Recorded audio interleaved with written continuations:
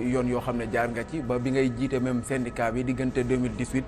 ba 2022 mais aussi nekkoon nga chargé des revendications loolu lan la def ci sa parcours nga nekkoon ci nekk ci benn branche boo xam ne quand même buñ ko mënee caricaturer da ngay tim dëkk bi ba léegi sax ci nga nekk impôt et domaine bëri na loo xam ne di nga ko xam carrément si dëkk bi bëri loo xam ne aussi di nga ko gis ci ay dossiers ak yeneen lan la forger ci Bassirou Diomaye Faye. dafa am suñu benn formateur bu tudd Cheikh Ahmed Tidiane Ba te mu nekkoon DG directeur général des impôts avant muy nekk caisse de dépôt et de consignation jusqu'à récemment daf ñu doon wax ne boo nekkee aux impôts et domaines tu connais du monde et tu connais le monde. Effectivement tu connais du monde parce qu'il y a beaucoup de personnes yoo xam te ne dañuy suivre seen dossier di nga déplacé wu lu bari man bi ma ñëwee en 2007 octobre lañ ñu affecté le groupe bi nga xamante ne ñoo nekkoon les 5 premiers à la sortie ñu dugal leen dans un comité boo xamante ne c'était la première fois ñu waroon réfléchir sur ce qu'on a appelé le plan stratégique de développement de l'administration fiscale PDSAF. Alors groupe boobu le comité il y avait le président Sonko à l'époque il était le secrétaire général du syndicat. Il y avait Abdoulaye Niane qui est aujourd'hui le directeur de la BNDE. Il y avait Pape Oumar Diallo qui est au niveau, je pense que est-ce que nekkul le coordonnateur IGF xawma au niveau du ministère des Finances ak un conseiller technique bu tudd Ali Guembri ak Ibrahima Ndiaye qui a été adjoint au directeur de l'administration et du personnel. Donc ñooñu dañ doon liggéeyal pour réfléchir sur ce que l'administration fiscale devait devenir entre 2008 et 2012 pour la première période du plan stratégique de développement. Donc sama naataango yi ñu génn loolu école à part 5 yooyu ñu bari commencé woon nañu liggéey ñun ñu nekkoon ci appuyer comité bi ba pare aider leen aussi dans la vulgarisation du plan de développement stratégique parce que beaucoup de choses devaient changer et surtout on avait à cœur en tout cas l'autorité administrative à l'époque Amadou Ba avec le syndicat ils avaient à cœur de repositionner l'administration fiscale parce que dañu jàppoon ne ci lu ñu doon def ci alal ci réew mi que waroon nañu am mën a occuper des postes des fonctions beaucoup plus importantes au niveau du ministère de l'économie et des finances et je pense que ça a tellement marché qu'à un moment donné trésor mi doon nekk ministère des finances et ministère du budget remplacé woon nañu leen ba muy am des agents des impôts et domaines avec beaucoup d'autres directions aussi que ces agents-là ont occupé. Donc maintenant parcours boobu c'est quelque chose déjà qui m'a ouvert les yeux sur le positionnement stratégique c'est-à-dire da lay génn ci technicité matière fiscale nga nekk aussi ci prospective boo xamante ne au-delà de la matière et des recettes administration bi ngay am ngay penser de façon globale et ça déjà c'était un pas important mais beneen pas bi peut-être c'est aussi ma rencontre avec le président Sonko parce que à l'époque boo yegsee biir administration fiscale le nom de famille était devenu un prénom boo nee Sonko donte am na ñeneen ñu sant Sonko foofu kenn lañ lay wax moom la mooy le secrétaire général qui avait beaucoup d'aura beaucoup d'influence au niveau de l'administration fiscale en raison de l'implantation du syndicat mais surtout des acquis yi nga xamante ne syndicat bi jotoon na ko am ba un jour ñu ñëw au niveau di def le tour pour waxtaan ak agent yi donc boo nekkul ci syndicat dina am lu bari loo xamante ne doo ko xam mën nga ko ignorer de bonne foi mën nga ko ignorer de mauvaise foi mais dans les couloirs j'entendais beaucoup de personnes parler non syndicat bi dañuy def lii dañuy def loolu seen mandat jeex na ñu ngi naaj ñu prolonger leen nañu rendre syndicat bi nañu organiser assemblée générale bon bu ñu ñëwee exposé ñi doon wax ci couloir yi yëpp kenn waxul ma yëkkati loxo ne ko en fait man je pense que boo ñëwee nii dem te waxuñu la lu ñuy dégg ci couloir bi ak ñun ñii di bokk ci waxtaan yooyu dina mel ni que ñun assumé wuñu li ñuy wax ci couloir yi ma ne ko je pense que war ngeen a mën a les plus belles pages de l'histoire de ce syndicat là yéen a ko bind mais certainement doo leen bind page yëpp donc puisque seen mandat jeex na soit ngeen renouveler ngeen postuler pour un autre mandat sûrement que les agents vont vous donner au regard de votre bilan ou alors vous organisez vous en allez yeneen continuer mais ce qui est sûr mooy syndicat bi nii nit mënatul am woy woo xamante ne mooy gën a rafet seen woy yéen ñi ko commencé bon y a une incompréhension mu am nu mu tontoo ba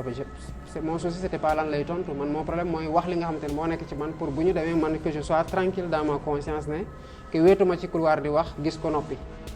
wala gis leen noppi parce que c'était un bureau après peut-être je ne l'avais pas ressenti mal ci lu mu waxoon mais am na ñu ko wone ko non dafa mel ni comprendre woon ni Diomaye waxee parce que ni mu tontoo dafa xaw a ñagas. pas ñagas xam nga man c'est pas mon souci nan lay diw du tontu man loolu ça me fait rien encore que même waxul woon lu ñaaw dafa noonu juste que ñoom ils n'étaient pas là pour écrire des pages d'histoire et qu'ils étaient là pour defar et cetera et effectivement plus tard quand j'ai été secrétaire général moi j'ai fait la même chose parce que en fait boo nekkul ci biir doo ko xam et puis engagement syndical dafa métti parce que nit ñi dañu lay pousse def la fantassin randu ba pare boo soxlaa seen soutien sax doo ko am donc je comprends avec le recul même au moment T que mu mën a tontoo noonu parce que quelque peu aussi nit ñi dañuy nekk sur la défensive quand ils ne sentent pas qu'il y a de la reconnaissance par rapport aux sacrifices qui sont consentis notamment ñoom ñi nga xamante ne lu ñu sacrifier pour que le syndicat taxaw dafa rëy mais il a eu la grandeur de m'appeler et de me dire dañ maa wax ne ni ma la tontoo dafa xaw a ñagas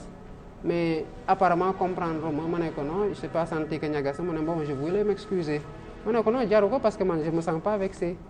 mu ne ma non donc kon nit ñi ñoo exagéré mais bon peut-être mën na am aussi que man de toute façon j'avais pas l'intention ma ne ko non ça ne m'a rien fait après bu ñu demee nag ba seen mandat jeex moom il n'a pas décidé de rempiler on est allé ensemble non on n'est pas allé ensemble dama dem bokk ak liste ak Birame Souleye Diop donc moom il rempilait pas il était neutre mais ñu bokkoon ak ñoo xamante ne dañu xaw a tàng ñu bind loo xamante ne daf ko vexé moom mu dem jàppale la liste qui dans laquelle il y avait des membres du bureau sortant te à l'époque sincèrement ku mu jàppale da ngay jàll parce que les gens ne voulaient même pas qu'ils partent donc noonu lañ def le secrétaire général Waly Diouf Bodian est passé Elimane Pouye nekk chargé de revendication ci bureau boobu ma nekkoon ci le chargé des affaires juridiques bureau bi ci topp Elimane nekk secrétaire général ma nekk chargé des revendications ba Elimane Baye ma nekk chargé des revendications jusqu'en mai 2022 j'ai rangé ce chapitre-là de ma vie au sein de l'administration fiscale. bi tey dafa am lu mu soxla sànq ba léegi Rama. Bassirou par rapport à ça justement impôt et domaine boobu je pense que beaucoup de choses xew na foofu notamment seen leader li ñu ko reproché ce droit de réserve par rapport à certaines choses sànq yaa ngi koy wax au niveau des impôts et domaines il y a beaucoup de dossiers yoo xamante ni yéen a ngi koy gis dama bëggoon xam votre appréciation par rapport justement à ce devoir de réserve yi nga xamante ni moom la ñuy wax certaines personnes yi nga xam ne au niveau de l'administration est-ce que il est permis à la personne par exemple yenn dossiers yi nga koy gis nga am lenn looy gis ba pare on ferme les yeux sur ça ban appréciation nga am par rapport également à ce devoir de réserve bu ñuy wax.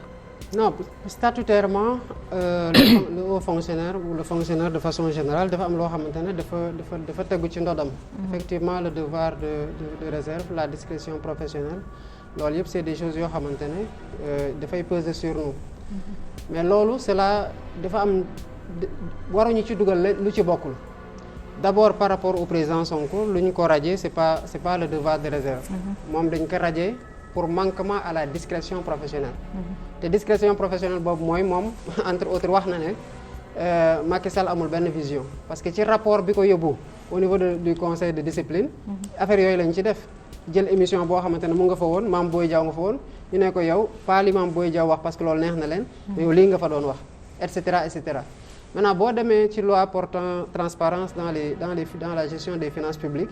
dañu leen ne fonctionnaire bi nga xamante ne dafa gis des manquements dans la gestion des finances publiques te waxewu ko mën nañu engager sa responsabilité kon devoir de réserve signifiewul la couverture des forfaits au sein de l'administration nekkul na yow da nga war a gis loo xamante ne day andi loraange ci askan wi ay nit di ko def yow nga ne da ngay noppi parce que da nga am devoir de réserve wala devoir de réserve mooy lan man ñëw naa Walfadjri def naa vérification gis naa seen compte bancaire mu am 1 milliard 5 milliards 10 milliards man awma droit génn ne ci émission bi may vérifier Walfadjri xool naa seen compte bancaire mais am nañu 10 milliards wala am nañu boru 5 milliards wala kii wala Issa mu ngi am salaire au temps parce que boo demee dans une administration ku ñëw fii def vérification de comptabilité xam na seen salaire yëpp brut au mois et à l'année est-ce que am naa droit ëllëg dem seet wax publiquement wax Issa sa salaire temps la wala ma wax ko mbokkam wala ma wax ko keneen non loolu mooy discrétion pour ak réserve yi ñu lay wax mais pas nga nekk ak nit biir administration muy luubal di sàcc di def nekk su dul noonu nga ne non discrétion professionnelle loolu couverture sàcc la. te justement la loi portant transparence dans la gestion des finances publiques nous interdit ça. mais ñu ci bari dañuy jàpp ne Bassirou Diomaye Faye dafa jël tànku Ousmane Sonko ci di sulli ay mbóoti nguur ci impôt et domaine ba ñu bari sax di wax ne dañ lay tiital décret génn ci président de la République ñu mën laa rajo comme ni def Ousmane Sonko. Non mais en fait man franchement d'abord bu ñu ma ko waxalee rek dama bëgg ñu génne benn yoon bi nga xamante ne sulli naa mbóot mosul am te kenn du ne fii nii Diomaye violé na fi le secret professionnel wala le devoir de réserve man je pense que bu ñu amoon loolu ci man kon nii waxatuñ ko parce que je vois pas pourquoi ñu war a def lu ñu def Ousmane ci lu dul yoon man ma def lu ne fang ñu may protéger alors que ma président Sonko ñoo bokk xeex bi du loolu man je pense que même li may wax au niveau de l'administration fiscale c'est très rare surtout en termes d'appréciation du management wala de leneen bi ma nekkee syndicaliste nag syndicaliste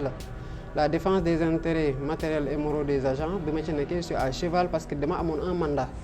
am na lu muy laaj boo nekkee di tandeefal doo ko matal maintenant man li ñu xam ci biir administration fiscale en termes de secret yoo xamante ne dañ ko xam dans l'exercice de notre fonction parce que man yàlla dafa def bi ma duggee rek dama nekk en contact avec les professions libérales notamment les médecins ma jógee foofu dem centre des grandes entreprises ñu confier ma la gestion du secteur public et parapublic ak des télécommunications ba biñ ñu jëlee foofu yóbbu ñu ci brigade financière internationale bu doon vérifier les banques les assurances plus tard ñu yokkal ñu ci les télécommunications les mines et le secteur des hydrocarbures donc bari na banque yoo xamante ne vérifié naa leen bari na société télécommunication yoo xamante ne vérifié naa leen am na société hydrocarbures société d'assurance yi ma vérifié bu doon wax rek ci li ma xam kon dina am ñoo xamante ne ils auraient été très gênés parce que li ma xam bari na trop mais loolu da nga xam lii mooy sa limite par rapport ak sa action politique et je crois que maintenant radiation président Sonko bi man je pense que amul lenn lu ko gën a injuste mais li ñu ci bëggoon surtout c'était pour donner une leçon pour ñun ñi mu am ci ñun ñu ragal ba li ñu war ci engagement par rapport ak option politique bu ñu def ñu bañ ko matal mais je pense que c'est peine perdue. pourtant loolu ñu bari di wax ne ragaloo. terewul yaa ngi def sa. non parce que en fait je pense qu'il a expérimenté très rapidement les limites de ça xam nga fii Sénégal mënoo xëy nga ne da ngay xuuxal ñëpp tiital leen ba ku ne. li nga waroon wax dootoo ko ñemee wax wala fi nga waroon dem dootoo fa ñemee def wala li nga war a def dootoo ko ñemee def nit ñi dañ jël engagement option la de faire la politique man bu ma yeexoon tey xëy na dina gën a métti ma yeewoon ne fii laa koy waxee Walfadjri bàyyi naa politique gars yi ñii dinañ am déception ñii dinañ ma mere ñii dinañ am appréciation bu ñu ci am mais après ça va passer kon man maa tànn pour def politique loolu nag dafa am lu mu laaj ci loo xamante ne boo nee da ngay sanjaafu nguur parce que tànn nga dem ci opposition mais dafa am risque yoo xamante ne surtout boo nekkee opposant ci époque président Macky Sall risque yooyu day peser ci yow de façon injuste par moment parce que dinañ la teg loo xamante ne soxlawul nga def seen Pape Ndiaye ngi ni deful dara lu tax ñu tey ko fu ñu ko tey kaaw Ousmane Diagne ngi fi 3 émoticônes 6 mois kaaw El Malick ngi ni un homme vêtu aux uniformes de la BIP pompé na dara président Ousmane Sonko ñu ne ko appel à l'insurrection tegal ko bracelet électronique kon boo dee sóoraale li na ci nar a fekk doo ko def parce que Martin Luther King moo doon wax ne boo bëggee xeex pour liberté wu askan il faut que yow nga libre par rapport ak yow d'abord te liberté boobu par rapport ak yow mooy nga bañ a am looy ragal ne ci lii mën na la fekk ci li ngay def da ngay def li nga war a def li ci des nga teg ko ci loxol yàlla te avancé lu la ci fekk nga xam ne lii ndogal la wala toor nañu la ci li nga xamante ne da nga doon liggéeyal sa réew nga def ko natt rek mu oyof ci yow c'est tout. mais dafa am loo xam ne gis nañ ko muy sa entrée en politique parce que déjà mosoo ko bëgg am na lum la xañ lu bëree bëri ci sa relation parce que bu fekkente ne am nga parent boo xam ne day def politique dina la raar loolu ñi nga xam ne bokkoon nañ ci famille politique yëpp dund nañ ko ngeen xëy teg benn kuréel waxtaan muy Pastef mais Pastef sax début bi bokkoo woon sax ci comité bi nga xam ne moo di comité de pilotage malgré que participer nga ci réunion bi pourquoi nga nekkoon à l'écart au début finalement nga décidé impliqué wu carrément wala affaire d'amitié moo la ci dugal comme ni ko ñenn ñi di waxee des fois que ni Bassirou Diomaye Faye est très proche de Sonko moo tax xëy na mu dem ba finalement mënatu woon muñ affaire bi mu sóobu ci biir carrément. non en fait en réalité dañu amoon des mën nañ ko wax limite parce que dañu commencé comité d'initiative bu njëkk bi nga xamante ne 8 personnes ñoo doon waxtaan nii. am na ñoo xamante ne sax léegi nga dégg leen ñu ne ci laa bokkoon alors que yàlla